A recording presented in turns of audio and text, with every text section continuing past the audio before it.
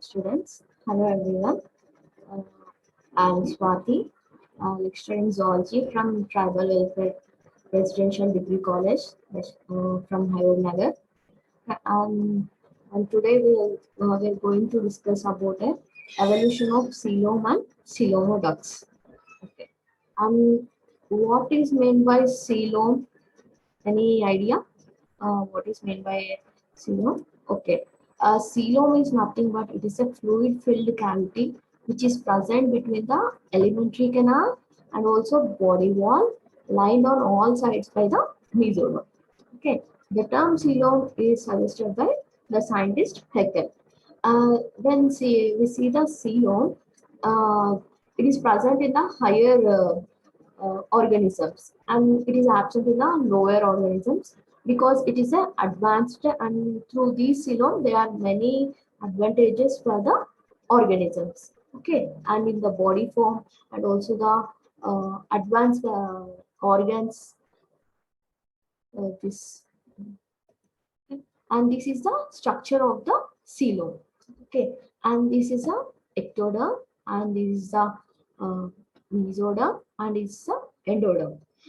This ectoderm, endoderm and middle is a mesoderm, and the free space here is known as a coelom. It is a hollow fluid filled cavity. Okay, and this is mostly present in annelids, arthropods, echinoderms, and also in chordates. Okay. And next we'll see the evolution, how the evolution has been happened in the coelom. In the first, it is a very important event for the formation of the efficient body systems to support the growing organs and also distribute material. Okay, as we take the one example, like if in the lower organisms we won't see the proper blood vessels, means proper circulatory system we won't observe, and also proper digestive system. Okay, when we come to the higher organisms, we'll see systems are highly formed and the organs are also very grown, and also it distributes the material, like it distributes the food equally to all parts of the body. Okay, and here this body cavity, which is also known as coelom, it also acts as a shock absorber and protects the internal organs. Okay, where the coelom is present, it has a more protection to the body. Okay. As when compared to the lower organisms and also higher organisms, we can observe that higher organisms are somewhat strong when compared to the lower organisms. And next is the coelom is a main body cavity in most of the animals, and which is located between the intestinal canal and the body wall. As we see in the before slide, it is present in between the intestinal canal and also the body wall. That is the ectoderm and also endoderm. And next, this is about the evolution. And next is the advantages of coelom. What is the advantage of the coelom is nothing but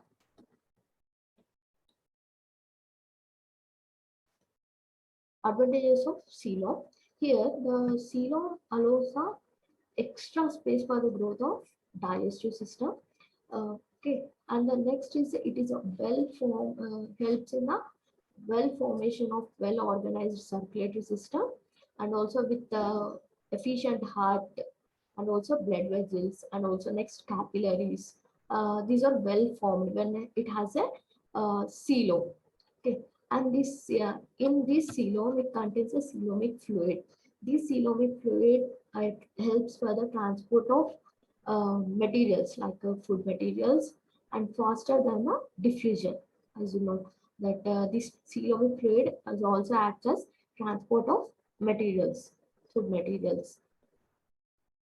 And next, this coelomic fluid also generates the effective hydrostatic force against which the muscles of the animals act. In some, we'll see that in some example annelids, in that through the longitudinal and also some through that contraction and relaxation of of that muscles, these animals they can easily move. Okay, in that organisms also the coelomic fluid act as a hydrostatic force, shock absorber. And next is a And next, based on the coelom, there are classification of the animals is classified, that are Acylometes, Pseudocylometes, and also Eucoelometes. Okay, we'll see what are Acylometes and then Pseudocylometes, uh, and then next Eucoelometes. Okay, and next here, as we know that through the evolution, first formed organisms are Acylometes and then Pseudocylometes, and next advanced are the true Eucoelomates. Here an Acylomates, this one no, is does not have any coelomic cavity. Okay, and the space around the internal organs is completely filled with the parenchyma. Means here the space will be absent and also completely filled with the parenchyma tissue. Okay, and here the hence there is no body cavity surrounding the internal organs. It's, these are the acoelomates, means absence of coelom. Okay, but for this example are flatworms and also cylindres and sponges. For this example, we can see observe the flatworms like a platyhelminthes, how the body structure will be. Okay, here you can observe this body structure is completely flat. Okay, and here the body covering from the ectoderm and also the here the mesoderm. It is completely fluid tissue is filled, as we saw in the no in the before parenchyma tissue is present instead of the body cavity, and this is a central is a digestive tract, that means endoderm. Okay. And next is a pseudocylomates. Pseudocylomates are nothing but this has a false coelom. When this is a pseudo is nothing but false coelom. It is neither found in a mesoderm nor it is lined by the mesodermal peritoneum. Okay, and it is also known as it is called as pseudocylomates, where it is a false coelom. We'll see a coelom, but it is a false. It's formed by the mesoderm, formed in the mesoderm, and it is lined by the mesodermal peritoneum. Okay, the internal organs lie freely within the pseudocoelom. Here the coelom is present. The internal organs will be lie freely in the pseudocoelom. For examples, after we can see after the platyhelminthes, we'll observe this nematohelminthes. In nematis, roundworms and also Acylometes, these are all comes under the pseudocoelomates. We'll see this. These are the pseudocoelomates. When we take the dissection as TS of this any nematode, TS will be in this form. Okay, here the gut, and this is a cavity, but it is a pseudocoelomate cavity. Okay, and this is a mesodermal organ and ectoderm. As you see, no, these organs will be freely present in this pseudocoelomate layer. And then the next one, this is a central is a gut. Next is a coelomates or eucoelomates. Eucoelomates is nothing but true coeloms, and these are the true coeloms in which the body wall is lined inside with the gut of by mesoderm. Okay, and the coelom is which is lined with the mesodermal epithelium is known as peritoneum. Okay, that epithelium is known as peritoneum. And here for the examples of annelids, arthropods, molluscans, echinoderms, and then chordates. Okay, and here we'll see this how the mesodermal epithelium. See, this is a eucoelomate condition. Here the ectoderm, and this is the endoderm, and this is the lumen of the gut. But when we observe here, the which are the peritoneum layer, which is formed from the mesoderm. This formed into a small space. Okay, these uh, these cells are formed from the mesoderm. These you can observe this. These purple color cells are the same, and here in middle there is a free cavity. This is a true coelom. Okay, and this is a endoderm, and this is a gut.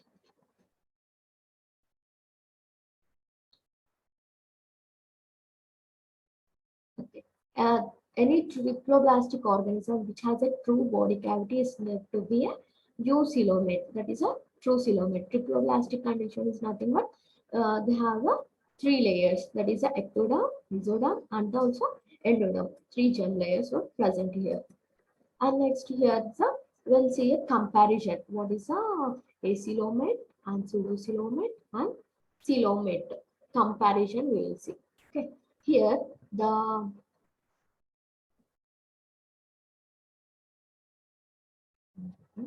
here the Acylomate, Pseudocyllomate, and Coelomate. Here, first you can see here, Acylomate is nothing but you can see in a flat worms. Here you can't see any type of the coelom here. Okay, and just there is a mesodermal layer is completely filled with the parenchymal tissue, okay, ectoderm and then endoderm, and the middle digestive cavity. Here you can see a pseudocoelomate. Okay, only the mesodermal layer is formed in only one layer. That is from one direction the mesodermal layer is formed into the endodermal region. That is from ectodermal region. Okay, and there the pseudocoelom is formed. Here next is a coelomate. Here in this coelomate, the both through the mesodermal layer on the both sides, the peritoneal cells are formed. As I said, that peritoneum is formed from the both sides. That is from the ectoderm to the ectoderm and also through the endoderm. It forms into the cavity. Okay. And next, in the eucoelomate types of the coelomates, we'll see there are again two types. They are the schizocoelomates and the enterocoelomates. Okay. In these coelomates also, the first, the true coelomates in which the body cavity originates by splitting of mesodermal tissue. Okay, at the time of gastrulation, that is a gastrular formation. The splitting of mesodermal tissue gel, when it is formed, it is known as a schizocoelomate. That method is known as a schizocoelous coelom.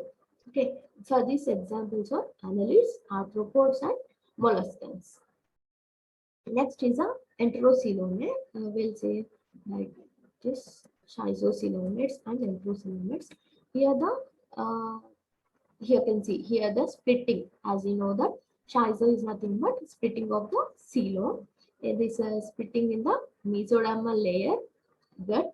Okay, it develop into the coelom. Here it forms into the coelom. Okay, and split in the mesoderm and forms into the coelom. And next is a enterocoelomate. Here this enterocoelomate, what is an enterocoelomate? LC. First of all, the coelom originates by outpouching of the organteron during gastrulation. There the splitting of the mesoderm. Here the outpouching of organteron during the gastrulation.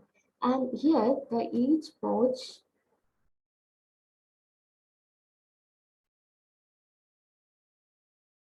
here the each pouch extends. Here the each pouch extends by mesodermal layer.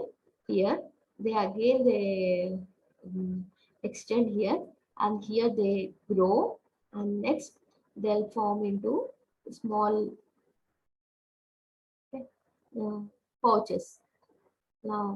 Separation of pouches from the gut, and later they'll separate from the gut and they give the free space, develop into the coelom. And this each pulse then expands into the mesodermal lines, the gut on the inner side, and also body wall on the outer side. Okay. And this method of coelom formation is known as enterocellus, coelom. And for these examples are chordates and also echinoderms. Okay, as in so annelids, arthropods, annelids and molluscans are schizocoelomates, and these enterocoelomates are echinoderms and chordates. Next, we'll see a coelomoducts. What is a how this has evolved? What is the importance? We'll see. Okay. In annelids, as we know that many segments will be present in the annelida. Okay. Each segment will show segmental structures. Again, small segmental structures will be present. And here, the coelomoducts and nephridia are present in the each segments of these organisms. That means annelids. These are present in annelids, coelom ducts, and also nephridia. And here, coelomoducts, these are derived from the mesodermal layer, and these are formed from coelom. They open out on the body through the genital pores. Okay, a genital pore has a female genital pore and male genital pore are present. For example, we'll observe in the annelids. Okay, uh, these are formed from the coelom ducts. And next, they open into the coelom through ciliated funnels. They are known as coelomostomes. Okay, ciliated funnels known as coelomostomes, and that these coelom ducts work like a genital ducts also. Okay, these coelomoducts also act as genital ducts, which is will be connected with the genital organs. And next, second one is a nephridia. These nephridia or these derived from the ectoderm. When I see this before,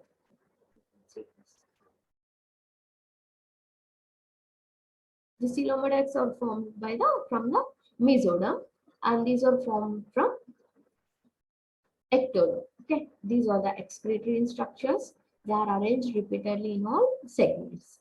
Mhm. And next, these are the nephridia, and here these are nephridiopods and also nephrostomes. Same funnel-like openings into the segments known as nephrostomes. Nephridiopods is nothing but the pore-like structures which are opened outside. They are known as nephridiopods. And here they are again nephridia, or also there are different types of nephridia are present. We'll see that. Protonephridia, and also next is a metanephridia will be present. These protonephridia are primitive type of the nephridia. They end blindly in the coelom. Okay. For this example of polychaetes like Vanadis and Tomopteris, etc. Polychaetes are the example. And next is a metanephridia, protonephridia or flame cells. Here, they end blindly in the coelom. Primitive nephridia. These are the primitive type of the nephridia. Protonephridia is also known as flame cells. Okay. This is the structure of the protonephridia. And next is a metanephridia. They open into the body cavity through the nephrostome. Okay. And next it opens on the body wall through the nephridiophore. This material will open in both ends. That is the only when see the protonephridia, it is open in only one end. Okay, and this is all will be open in two ends. Okay. This is a, for example, these are present in members of Polychaeta, oligophytes, and also etc. Okay. And we'll see the structure of this metanephridia. See, this is a structure of the metanephridia. Here, this is open in both sides. See, there is an external opening, and also the internal opening is also present. Okay. This is a metanephridia, structure of metanephridia. Next is a nephromixia. Nephromixia is nothing but which is a completely united Coelomotes and also nephridia when will be united and form into the nephromixia. These are only present in the polychaetes. In some polychaetes, these are present.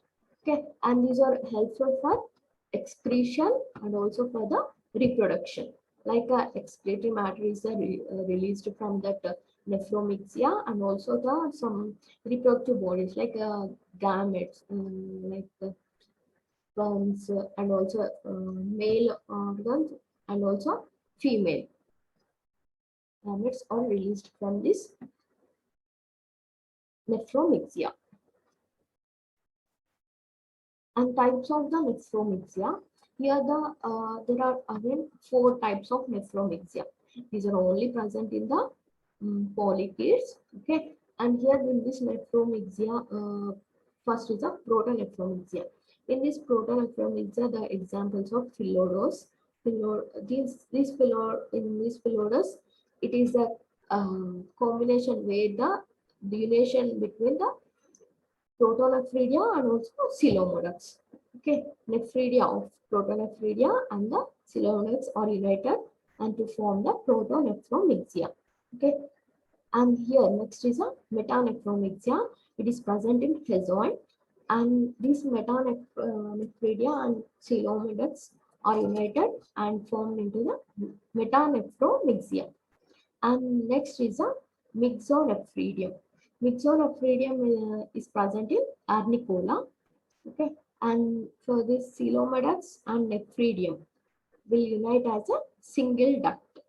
Okay. And next is a ciliated organs. Example Nereis. Here the Coelomotes are modified as ciliated organs. Okay. This is about the nephromixia.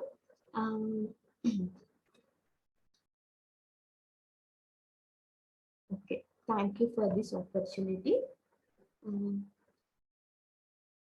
Thank you.